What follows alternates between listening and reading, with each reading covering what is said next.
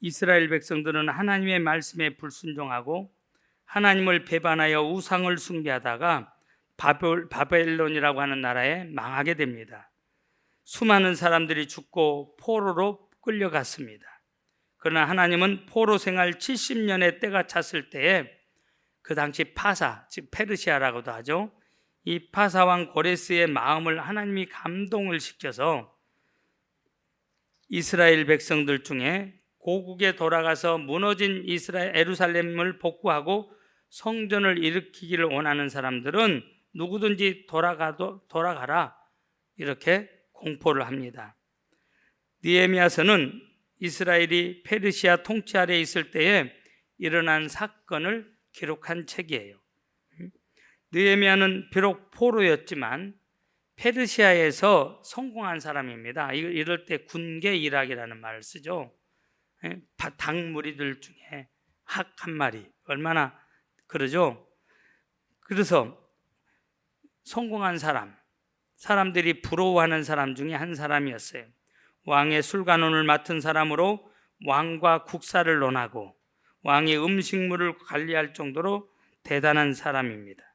그러나 느헤미야는 포로에서 귀환한 사람들이 있었지만 고국 예루살렘이 황폐해서 복구되지 못한 것에 대한 마음의 큰 부담을 가지고 있었습니다. 그래서 내가 우리 고국을 위해서 뭔가는 해야 될 텐데 무엇인가 내가 해야 되는데 하는 마음이 늘 그 마음속에 있었던 거예요. 어느 날 조국 땅에서 돌아온 동생 하나니가 예루살렘의 상황을 이야기해 주는 거예요. 성벽은 무너져 내렸고 성문은 불타 없어졌다. 그야말로 초토화되어 버렸다고 하는 겁니다.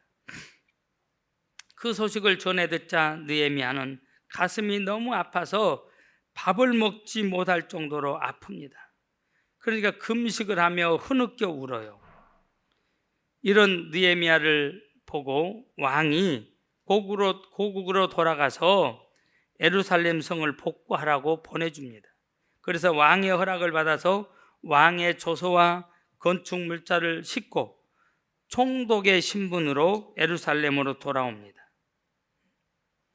그런데 문제는 예루살렘 성벽을 건축하려고 하는데, 재건하려고 하는데 자신들의 이득이 사라진 사람들이 반대하기를 시작해요. 죽음의 위협을 가할 정도로 반대를 합니다. 그렇지만 이런 방해와 반대를 이겨내면서 먼저 귀환한 백성들과 함께 무너진 예루살렘 성벽을 아무도 예상하지 못한 52일 만에 재건을 합니다. 생명을 걸고 한 거예요. 온갖 시련과 박해와 어려움과 조소와 피난을 견뎌내가면서 이 일을 진행했습니다.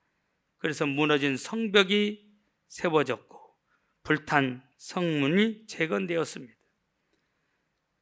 너무나도 기쁜 일이잖아요.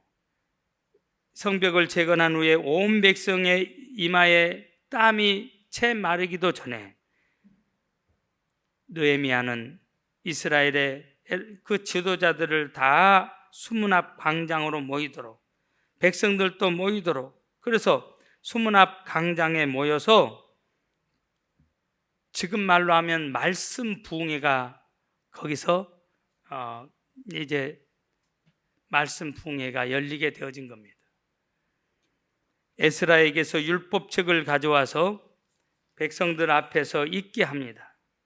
신앙의 부흥이 일어나길 시작하는 거예요. 여러분, 하나님과 우리 사이의 기초가 다시 세워지는 순간이에요.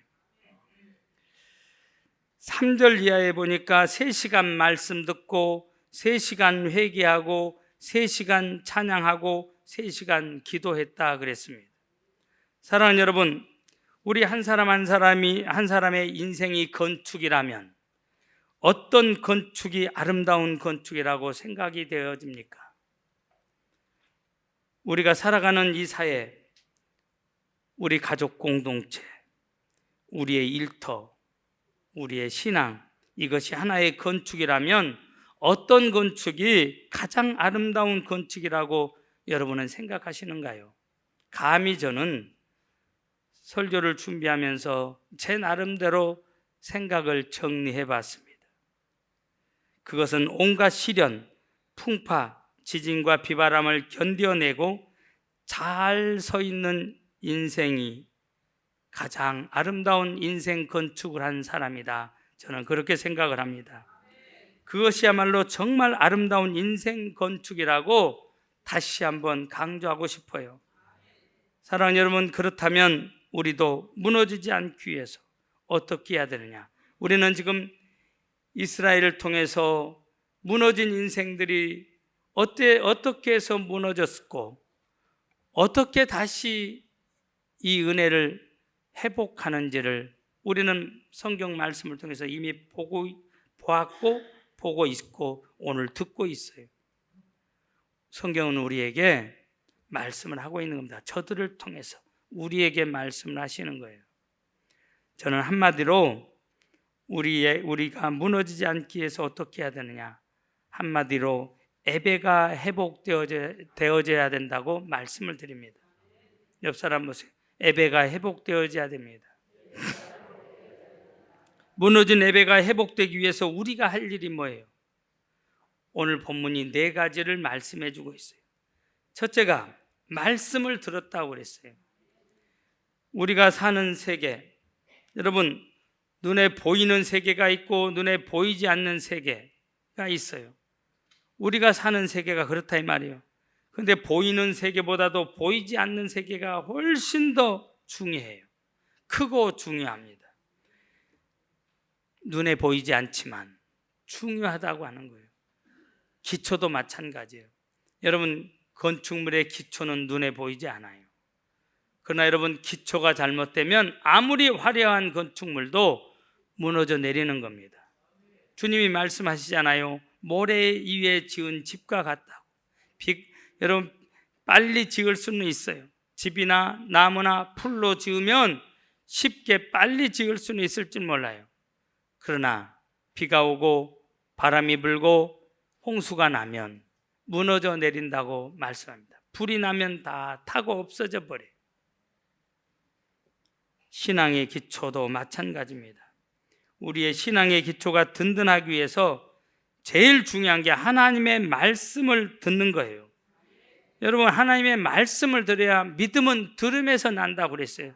하나님의 말씀을 들을 때, 세상 말을 들을 때 믿음이 생기는 게 아니에요. 하나님의 말씀을 들을 때, 말씀을 듣고 그 말씀이 그러한가 깊이 마음속에 되새겨야 된다 말씀을 드리고 싶습니다. 여러분, 생명의 말씀을 자꾸 들어야 돼요. 성경은 우리에게 이렇게 말씀해요. 하나님의 말씀의 능력이 얼마나 강력한지, 하나님의 말씀은 살아있고 활력이 있어 좌우의 날선 어떤 곰보다도 예리하여 어떻게 해요? 혼과 영과 및 관절과 골수를 찔러 쪼개기까지 하며 또 마음의 생각과 뜻을 판단하나니 그랬어요. 무슨 말이에요? 여러분, 그냥 우리가 쓰는 칼은 그렇죠, 나무를 자를 수도 있고 가지를 칠 수도 있고 사람의 배를 가를 수도 있어요. 그러나 그 칼로는 영과 혼을 가를 수가 없어요. 하나님의 말씀은, 여러분, 그 말씀이 제대로 들려지기만 하면 이게 폭발하게 돼 있습니다. 시간 차이는 사람마다 다를 수 있지만 폭발해. 여러분, 우리가 말씀을 전하면 이걸 전도라고 그러죠. 말씀을 전한다, 전도해요. 그런데 전도에 항상 따라붙는 단어가 하나 있죠. 전도, 폭발. 우리의 말은 여러분 큰 파괴력은 없지만 우리의 입을 통해서 전달되어지는 하나님의 말씀은 영과 혼과 관절과 골수를 찔러 쪼개기까지 한다. 몸만 자르는 게 아니에요. 혼도 영도 하나님의 말씀 앞에 여러분 안 잘릴 영혼이 없다고 하는 겁니다. 믿습니까? 그러니까 여러분, 하나님의 말씀은 살아있고 활동력이 있기 때문에 양쪽에 날선 그 어떤 검보다도 칼보다도 더 날카롭기 때문에 우리는 이 말씀을 자꾸 듣고 이 말씀이 그러한과 행동으로 옮기고 그 행동 중에 하나가 말씀을 전하고, 믿습니까? 그래야 될 줄 믿습니다. 우리가 하나님의 말씀을 읽고 들을 때에 제일 먼저 내 자신을 적나라하게 보게 되어지, 내 마음속에 깊은 생각, 숨은 동기까지 다 드러나게 돼 있어. 내 전조 속에 숨어있는 죄악까지 깨달을 수 있도록 보게 해주시고, 그래서 말씀을 통해서 여러분 나의 죄악 깊은 곳까지 깨달아 알게 되면 어떻게 해요? 사람들이 회개하기 시작하잖아요. 회개하는 거예요.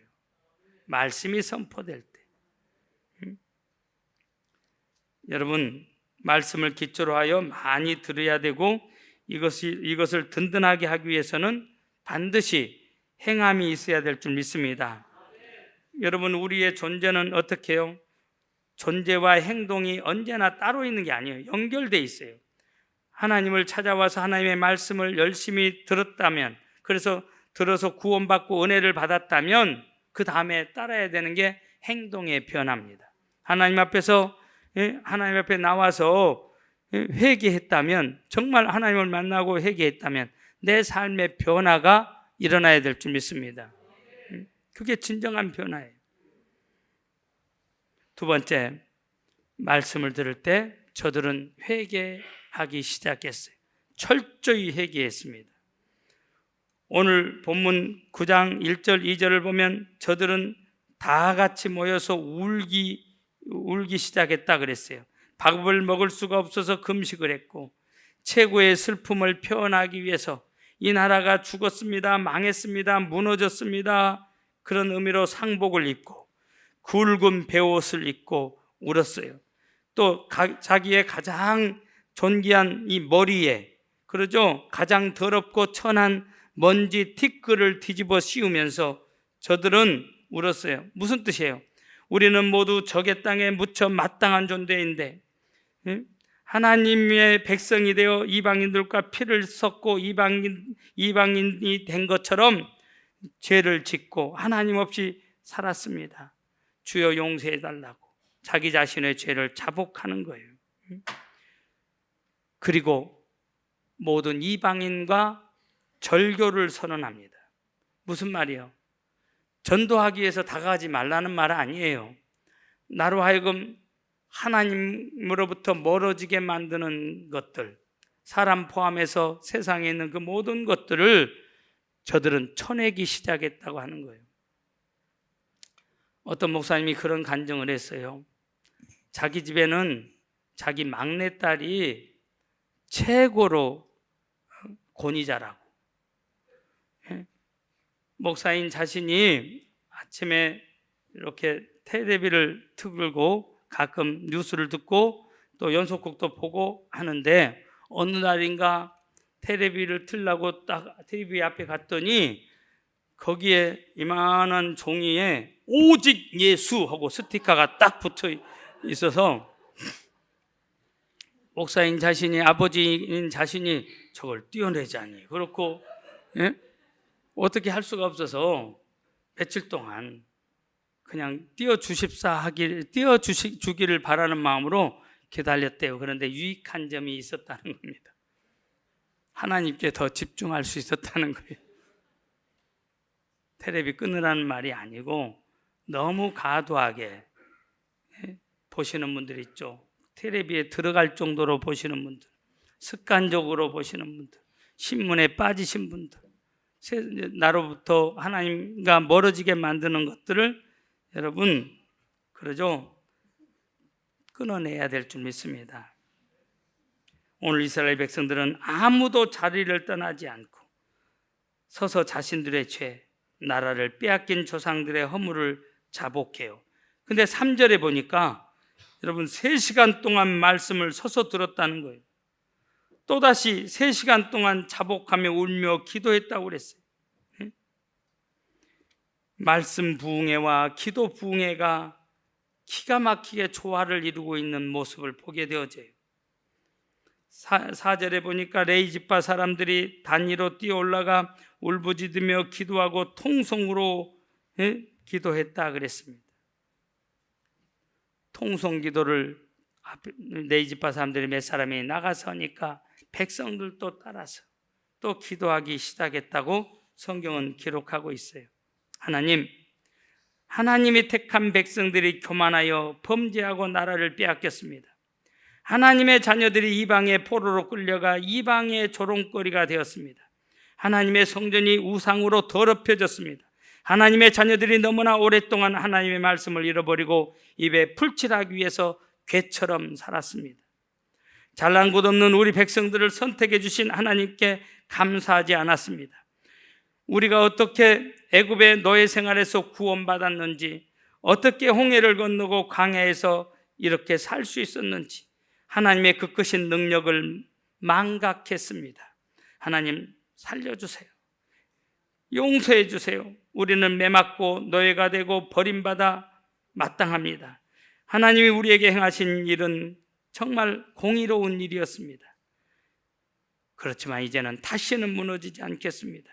성벽이 무너지도록, 하나님의 전이 무너지도록 이제는 내버려 두지 않겠습니다. 주여, 다시는 나라를 빼앗기지 않겠습니다. 다시는 공동체를 무너뜨리게 하지 않겠습니다. 다시는 이방인들의 조롱거리가 되지 않겠습니다. 다시는 하나님 없이 살지 않겠습니다. 온 백성이 회개한 거예요. 여러분, 이것이 우리하고는 상관없나요? 저는 오늘 이 시대 코로나로 다 무너져 버린 한국 교회들을 보면서 우리도 지금 예배가 회복이 다 안 됐어요.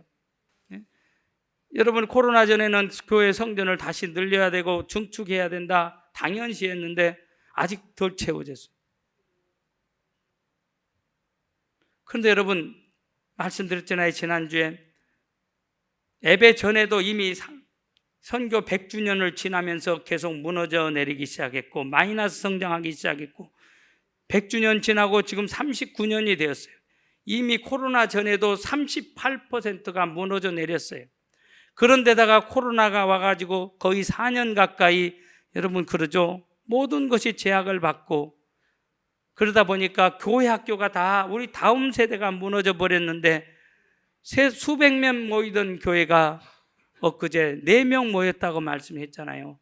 그런 교회가 서울의 우리 교단 아주 역사와 전통이 있는 교회인데 어른들의 잘못된 모습, 무너져 내린 모습을 보고 실망해서 무너져 내려버린 거예요. 다음 세대들이 없어져 버린, 출산하지 않아서 저출산 1위 국가가 되어서 무너져 내리기 시작했고 어디서부터 손을 대야 될지 모를 정도로.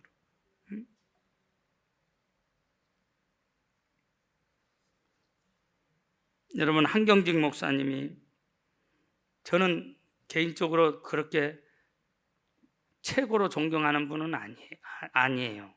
그러나 존경하는 마음도 있어요.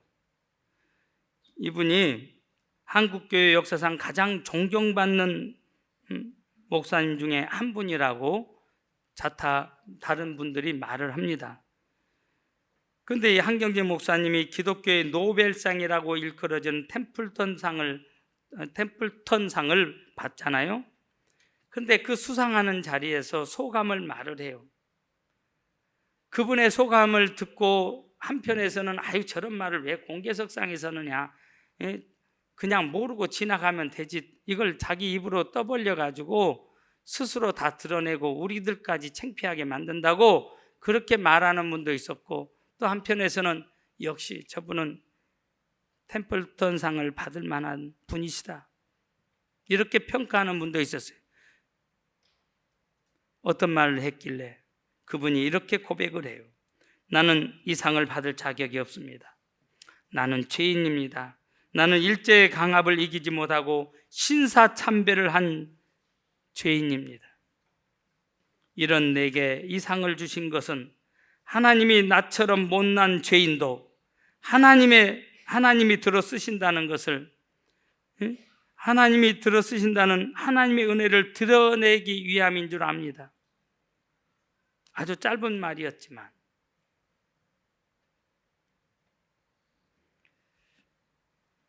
어떤 분은 이런 말을 해요. 성자는 자신을 죄인 중에 괴수라고 말한다.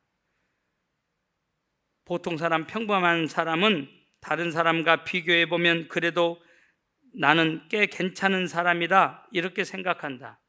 그러나 악한 사람, 악인은 처한 환경에서 자신은 최선을 다했고 잘 살았다고 자부하며 다른 사람의 허물과 약점을 보며 산다. 사랑하는 여러분, 하나님 앞에 우리는 철저하게 회개해야 될 줄 믿습니다. 세 번째, 하나님을 찬양했어요. 3시간 동안 찬양을 했어요. 5절에 보니까 레이지파 일부 사람들이 또 단위로 뛰어올라가서 하나님을 찬양하기 시작합니다. 거기에 송축이라고 하는 단어가 5절 그 한 절에 3번씩이나 반복적으로 등장하고 있어요. 레이지파 사람들이 하나님을 찬송하자 온 백성이 함께 부르며 부르짖어 찬송을 합니다. 여러분, 지금 한국 교회가 부상하는 길, 우리가 사는 길, 이 민족이 사는 길, 무너지고 자처된 분들이 다시 일어나는 길은 한 길밖에 없어요. 예? 다시 부흥을 경험하는 길은 한 길밖에 없어요. 성령의 물결, 말씀의 물결, 기도의 물결이 가득 차오르면 여러분, 우리의 심령도 가정도 교회도 이 나라도 부흥할 줄 믿습니다. 믿습니까? 내가 일하면 내가 일하는 것밖에 안 되지만 내가 기도하면 하나님이 일하셔. 믿습니까? 그래서 여러분, 저는 1시간 일하는 사람, 그 목사님들이 자꾸 본업인 이 목회 사역을 안 하고 한 분은 학교 선생님하고 한 분은 교회 목회한다고 해서 이중직으로 부부가 돈벌이 쌍끌이 하시는 분들을 보면 안타까워요. 그건 죄는 아니에요. 그러나 그렇게 해서 1+1은 2가 되어질 수 있어요. 그런데 여러분, 두 부부가, 두 사람이 전심으로 목양하고 전심으로 기도하면 플러스 하나님이 되어지면 내가 얻은 것은 조금, 그것에 비하면 적은 것에 불과해. 하나님이 주신 것이 큰 거예요. 믿습니까? 하나님이 다 공급해 주셔. 엘리야에게 날아드는 까마귀 나에게도 날아드는 거예요. 문제는 기도하느냐 안 하느냐가 중요해요. 내가 여러분 1시간 일하는 사람 게을르게 놀아라 그런 말 아니에요. 기도하면서 일을 하세요. 1시간 일하세요. 그러면 내가 여러분 기도하기 전에보다도 기도한 다음에 하나님이 붙여주신, 더하여 주시는 은혜가 얼마나 큰 줄 믿습니다. 믿습니까? 옆 사람 보고 한 번만 이야기해 주세요. 너가 그것밖에 안 되는 것은 기도가 많이 비었어. 그보다 더 날아오를 수 있는 분들이 왜 아래에 있느냐고요. 그것으로 만족하면 안 돼요. 주님이 부르시는 날까지 우리는 계속해서 주님의 온대한 계획에 순종을 해야 돼. 믿습니까? 내가 순종할수록 하나님이 날아오를 수 있도록 높여주셔. 믿습니까? 내가 그 분야의 최고가 내가 노력해서 될 수도 있어요. 그런데 하나님이 지경을 더 넓게 해주셔. 기도하는 사람에게. 기도할 수 있기를 바랍니다. 이제 말씀을 마칩니다. 사랑하는 여러분, 지금 우리가 무너져 내렸습니다. 우리가 살 길은 말씀과 회개와 찬양과 기도를 회복하면서 합니다.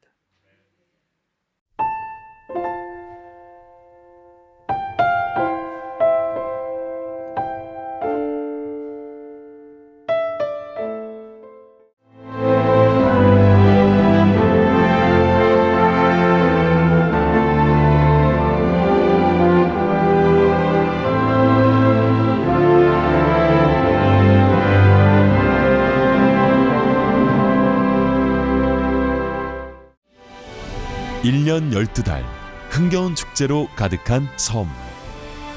섬마다 문화와 예술이 살아있는 사계절 꽃피는 바다 위의 꽃정원. 누구나 가고 싶은 섬.